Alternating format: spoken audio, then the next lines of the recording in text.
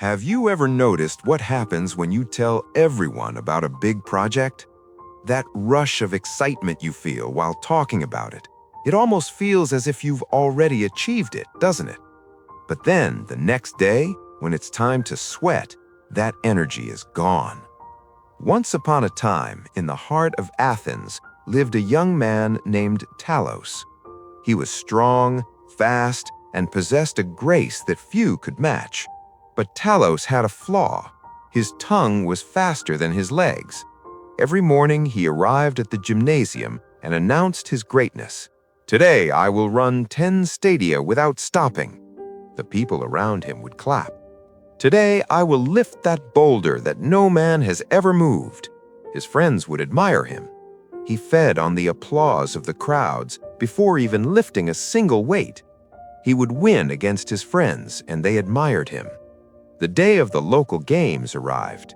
Talos had told everyone he would win the laurel wreath.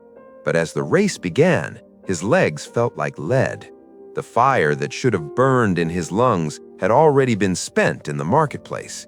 He didn't just lose, he came in last. The crowd that once cheered for his words now whispered in pity. Talos sat in the dust of the arena, his heart broken, his pride shattered. One evening, his elderly master, a man of few words, found Talos weeping in the shadows of the gymnasium. "Come with me," he said. He led Talos outside the city walls into a grove of ancient oaks. "Master," Talos sobbed, "I told them I was the best. Why did I fail?" The old man pointed to a massive oak tree. "Look at this giant," the master finally said.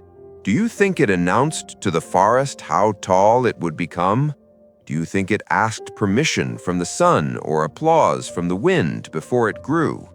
Talos shook his head. "The oak," the master continued, "spent 50 years in the absolute darkness of the earth. It pushed its roots downward in silence, facing the hardness of the rock without anyone seeing it. If the oak had spent its life force shouting its dreams to the world, it would have withered before its first summer. Its secret was the darkness.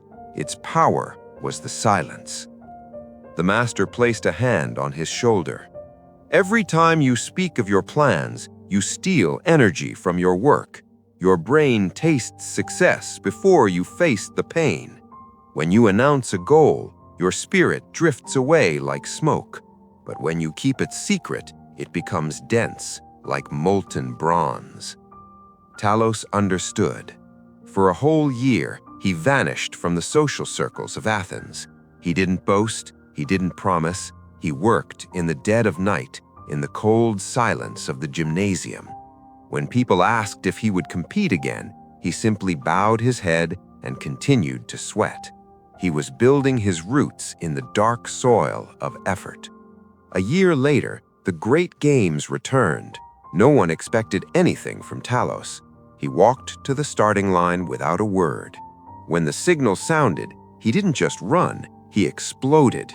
The energy he had saved for 12 months was finally unleashed. He didn't just win, he became a legend. As the master placed the laurel wreath on his head, the crowd went wild, but Talos remained quiet. He didn't need their praise anymore.